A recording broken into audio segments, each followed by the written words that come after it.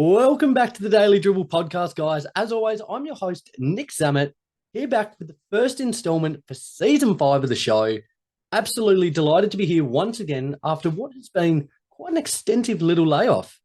What are we? I reckon the last episode was probably back end of June, early July there. So it's been a couple of months now. Super pumped to be back, feeling refreshed, rejuvenated, and ready to go for a massive season of NBA and NBL action. The NBL is well and truly into the thick of things at the moment. The NBA just around the corner with the season 2023-2024 officially tipping off in a couple of days' time. So I thought it was quite a prudent time to get back into the swing of things and give my thoughts on the lay of the land at the moment. Before we get into the show, though, a couple of quick housekeeping points. A big shout out once again to the two networks that we continue to be a part of. Super proud to continue our good work with both Stadium Scene and The Cover. In our absence, they have been continuing their good work for a whole host of other content creators, should I say, across Australia, New Zealand, the US, and Canada. So very excited to once again be a part of those networks and continue our relationship with them. Also, you might notice doing this one solo, just want to shout out Rowan Lee for their massive contributions to the Daily Dribble over the last few years. Both the fellas are going to be taking a bit of a break just to kind of pursue some other creative endeavors. So certainly wish them both, should I say, the very best. Cannot thank them enough for their support and all their hard work. Certainly don't think they'll be strangers to the show, and certainly look forward to hopefully chewing it up again with them very soon. As always, continue to stay up to date with all of our socials, Instagram, Facebook, YouTube, Twitter, and TikTok for all the latest news across the NBA and the NBL. All those platforms will once again be ramping up now that I'm back in the swing of things. They've been somewhat dormant over the last few months, but rest assured they will be back fit and firing over the coming days. So certainly be sure to check them all out for the latest news.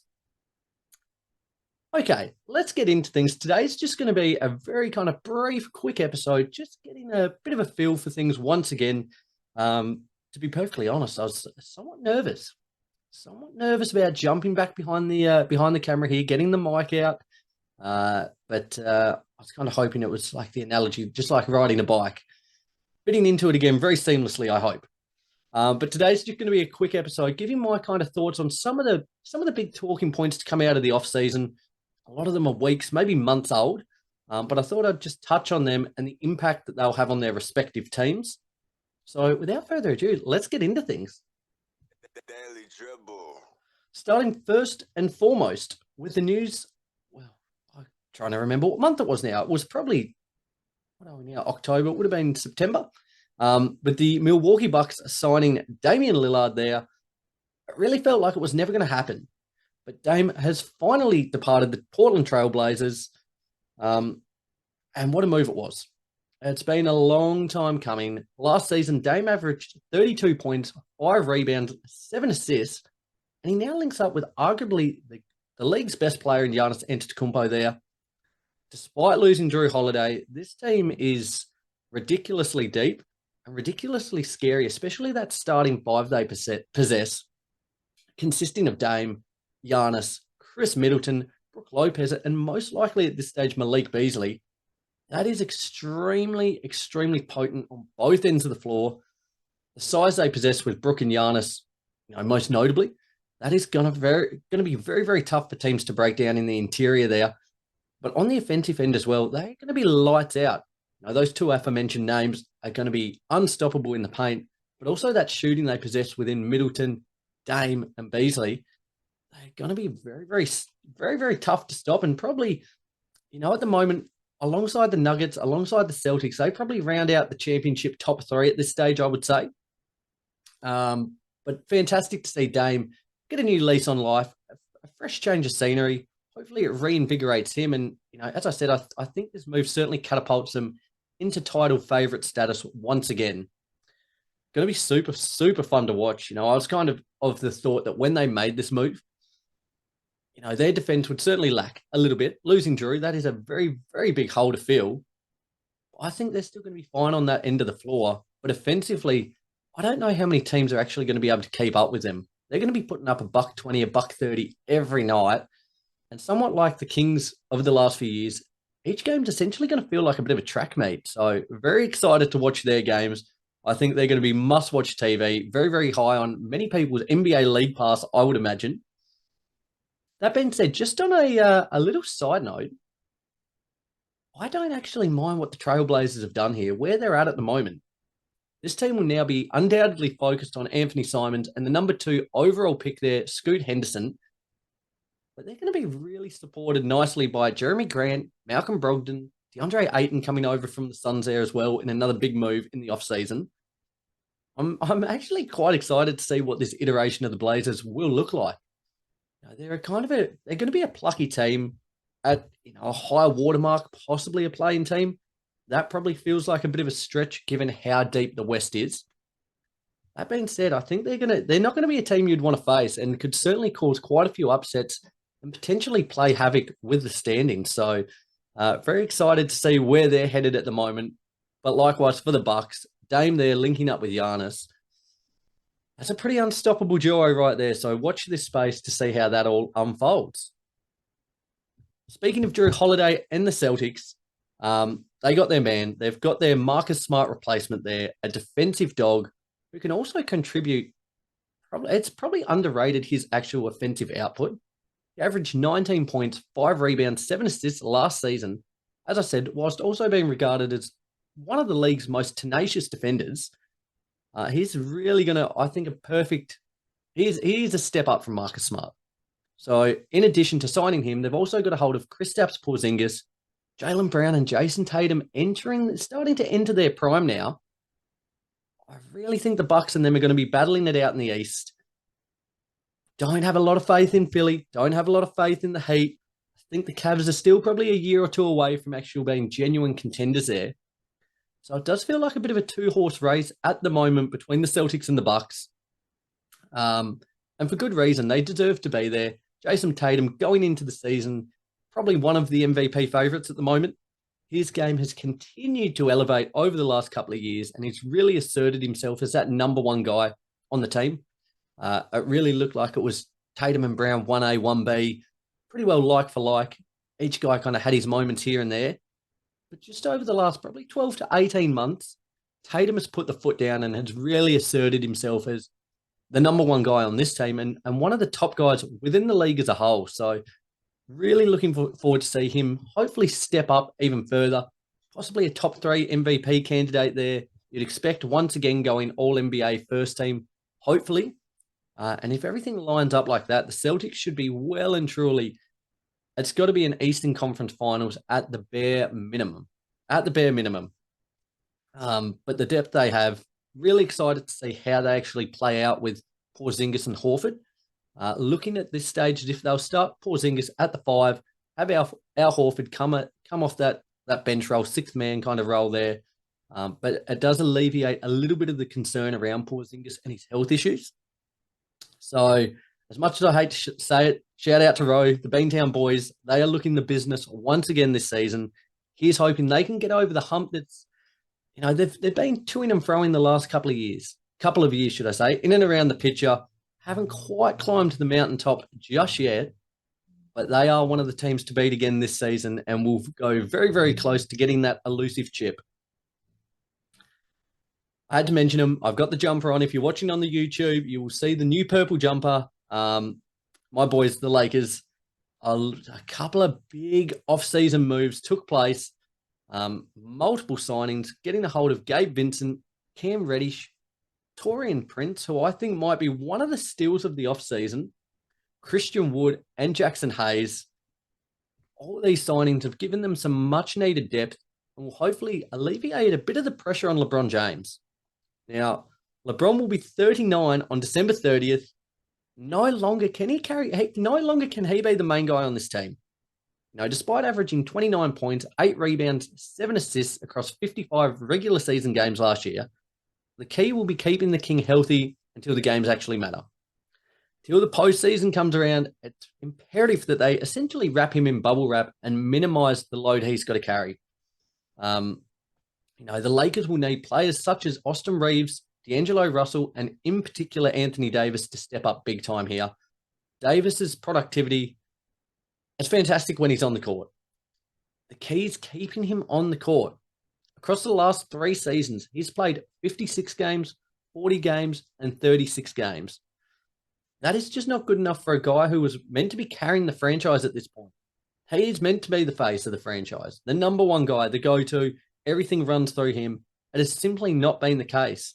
LeBron is still that guy, partly in turn because of his actual output, partly in turn because of his actual ability to be on the court, even at his age.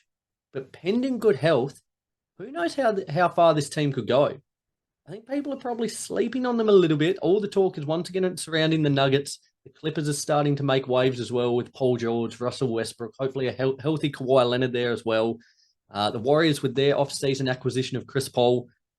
The Lakers are kind of sneaking under the radar just a little bit there. So, if AD can stay healthy, touch wood, he could potentially be a dark horse MVP candidate as well.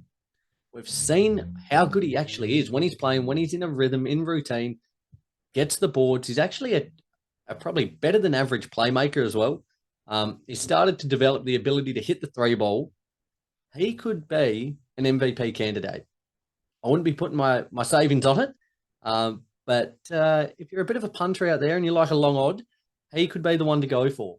And if that all plays out, the Lakers could really go all the way, I believe. With the LeBron, he should be hitting his stride with probably 5 games to go in the regular season. We don't need him fit and firing in December, in January, in February even. It's more about March, April, coming into the NBA Finals, hopefully, in June there. That's where we need him hitting his stride as a Lakers fan. So with that depth they have, as I said, Gabe Vincent, Cam Reddish, Taurean Prince, Jackson Hayes, Christian Wood, alongside Austin Reeves, D'Angelo Russell. That is a very, very deep, very well-rounded squad. And to be honest, as a whole, probably one of the best squads LeBron's actually played with before. But as I said, turning 39 in December, he can't carry this load. So for me, that is my big hope as a Lakers fan. AD, stay healthy, stay on the court, and be the guy that we signed you as. The number one guy for this franchise. LeBron's not going to be here forever. It might feel that way, but he's not going to be here forever. So as a fan, it's key to enjoy it, embrace it. But I certainly want to see it when the games actually matter more so. As I mentioned, the Warriors, they're signing Chris Paul. It's hard to believe he's actually linking up like probably two of the best point guards in the league in Steph Curry and Chris Paul linking up together. This is going to be a dynamite team rounded out by Klay Thompson, Draymond Green, Andrew Wiggins, Kevon Looney. They're going to be scary once again. Dub Nation is looking, there's a lot of rumblings in the Bay Area that they could go all the way once again. Again, the big cause for concern for them at the moment is their age. An aging team there, Steph getting older, Chris Paul, one of the older players in the league as well. It's all about health and load management, I think, for these guys. But I've said it about the Warriors the last couple of years. I don't think they're going to be too concerned if they finish 6th, 7th, 8th. As long as they make the playoffs, they're going to be a tough out. They'll back themselves. They'll back their experience, their championship pedigree to get themselves over the line. And for Chris Paul, this is probably his best, and you could even argue maybe his last chance to actually get a hold of a ring. The league in both the Eastern and Western conferences is continuing to become more well-rounded, the talent's more evenly dispersed. It's getting harder and harder to make finals, to make conference finals for that matter. So for the Warriors, as I said, aging at the moment, this could be one of the last rolls of the dice for them. Might I just say as well, have the Warriors mucked up potentially? Letting go some of these young guns, in particular Jordan Poole there, had an absolute field day for the Wizards in a preseason game, dropping 42 points the other day. Hopefully a sign of things to come. Were the Warriors maybe holding him back a little bit? But rest assured, he's going to get every and any shot he wants while out at DC there. Very excited to see what he can do alongside Kyle Kuzma there, but certainly don't expect them to make too many waves. Guys, there you have it. There's a very, very quick, just a little snapshot of some of the things that have stood out to me over the last couple of weeks, things that I'll be taking note of heading into the season, starting in a couple of days' time there. Today was more or less just thinking back into things.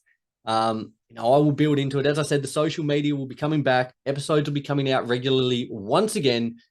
But today was more so just about dusting off the mic, getting back into the flow of it, reconnecting with you guys once again.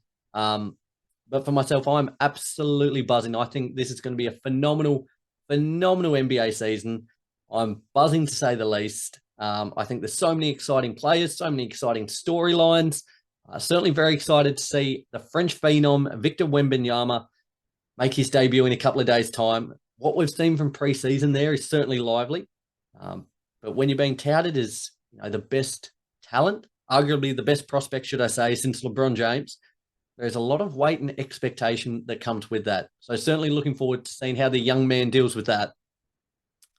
Guys, as I said, everything will be ticking over the coming weeks. So continue to stay up to date with the show and the social media channels, wherever you get your NBA news, whether it's Instagram, Facebook, YouTube, Twitter, TikTok, Apple Podcasts, Spotify. Simply search the Daily Dribble and follow, subscribe to connect with me and to connect with all the latest NBA and NBL news. The NBL season, as I said, is in full swing at the moment. We are about 5, 6, 7 games in for most teams. I'll hopefully over the coming weeks be hopefully getting back into the NBL show side of things as well. So look forward to speaking about that as well very, very soon. That being said, I've rambled well and truly long enough for this show, guys. Have a fantastic week. Enjoy the start of the season in a few days' time. And I can't wait to recap the start of it all with you. Till then, take care, guys.